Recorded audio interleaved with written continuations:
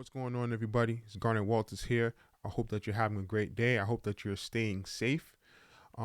Today's video, I'm going to be talking about drop two voicings, and it's going to be pretty simple, pretty straightforward.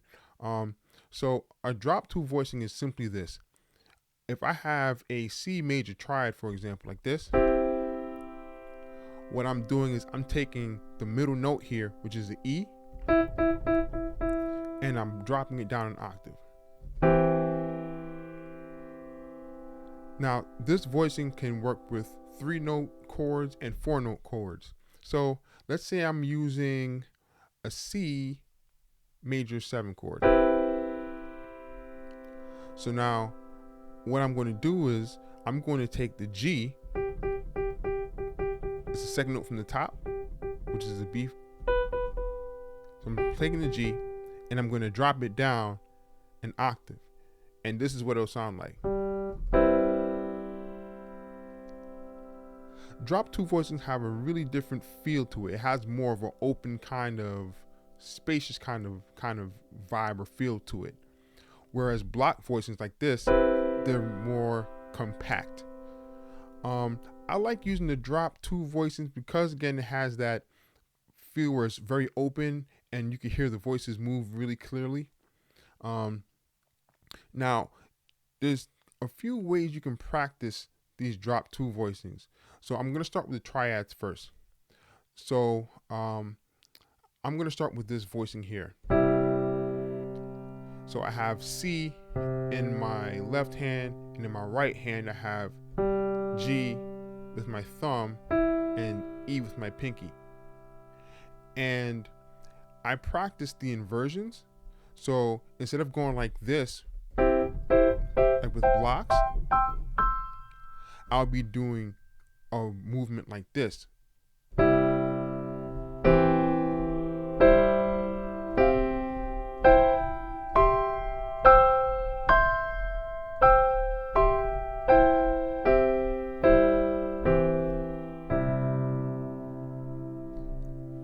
So you can practice using the open voicings this way, and you can put them in major keys and minor keys, put them with augmented chords and diminished chords as well. Triads, I should actually say.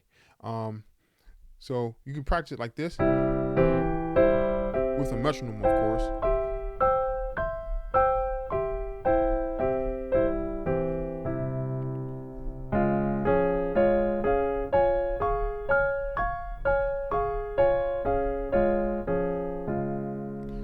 And you can do that with all the different keys. I'd also like to mention that when practicing this, you want to practice it as slowly as you can with the metronome so you can get the feel underneath your fingers.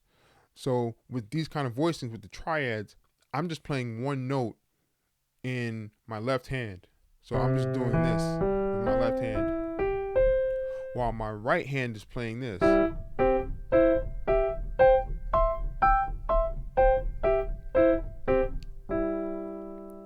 And as I stated before, with the triads, you can just drop this second voice from the top, and bring it down an octave, and then just mix and match them. Now with the seventh chords, it's a bit challenging because now you're working with 4 notes. Now if I'm going to play a C major 7 chord like this, and I do a drop two voicing, which means again I'll take the G and I'll drop it down an octave like this. Doing the inversions is going to be a little tricky, so I'm going to go at it a little bit slower. In my left hand, I'm playing the one note,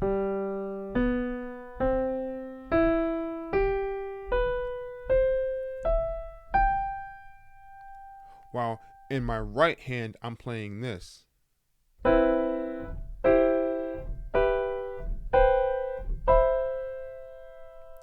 Now when I put it together, this is what it'll sound like.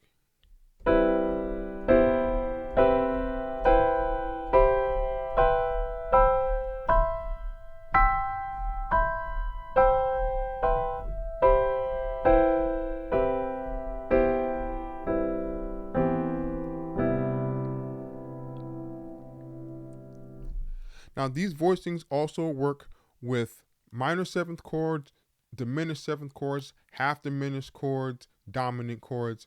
It works with any kind of 4-note voicing. Another way that you can go about practicing this is not only taking it through all the keys and the inversions, but you can put them in actual musical situations.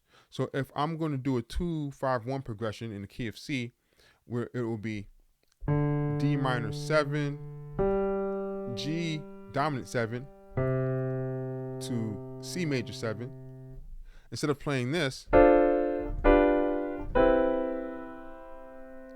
I'll take one of the voicings like this,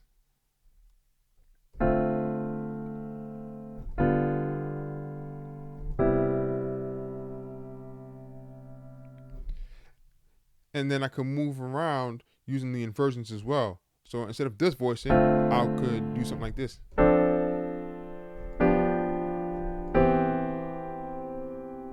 And then I move it up another inversion.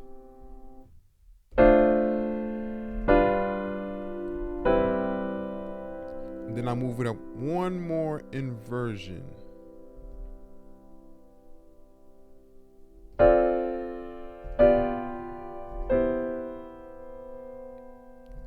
So some of these voicings won't sound familiar to you. They might sound a little off, but trust me, it'll all make sense once you start to use more and more of these voicings. When you start playing rootless voicings, meaning that you're going to be playing chords without the bass note in it, you have more of a harmonic variety. For an example, if I'm playing a D minor 7 chord, but I'm going to add the 9, right? Instead of playing this voicing, I'll just take the bottom note off, which is D, and I'll be playing here an F major 7, right? So an F major 7, and then you add the note D to it, you get a D minor 9. So I'm going to try that drop 2 voicing on this chord here, the F major 7. Right? Now, let's say I want to go to G dominant 7 with a flat 9. Right? Now that voicing is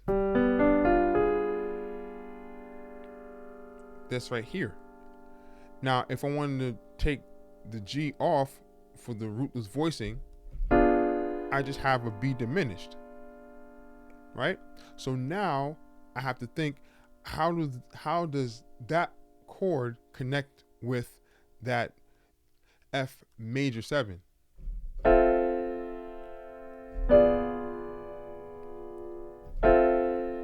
So here it is. I just take that voicing here, and then I find the next chord, which is that B diminished. Now I want to go to, let's say, a C major 7 with the 9. So the way that chord looks is it's like this. So now if I take off the C, I'm left with an E minor 7 chord. Right? So now I have to figure out, how do I get to that next chord? So here's the rootless D minor 7 chord with the 9.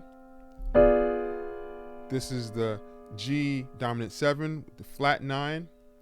Now I want to get to that rootless C major 7 with the 9. So all I need to do is just think, how do I get to that chord? So I'm going to take the A flat, drop it down to a G, take the F, drop it to an E. So here we go.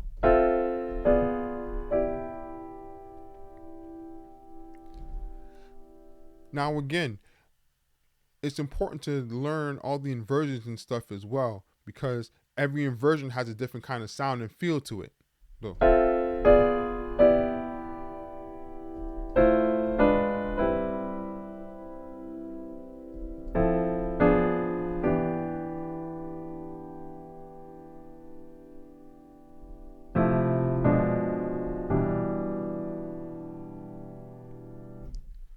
So this is how you create a drop 2 voicing. You just take the second note from the top and you drop it down an octave, and just experiment with it. And as you experiment, you'll start to see different combinations and hear different combinations and different colors harmonically. I hope that you found this video to be really helpful. If you have any questions or comments, please just put something in the comment section below so I can read it and I'll check it out, because I do respond to them. Also, my social media information will be in the description. And if you have subscribed, thank you so much for subscribing. I really appreciate it, the support. If you haven't subscribed, press the subscribe button so you'll know whenever I drop a new video. Again, thank you for taking the time to watch this video. I hope, again, this is helpful. Be safe out there, and peace.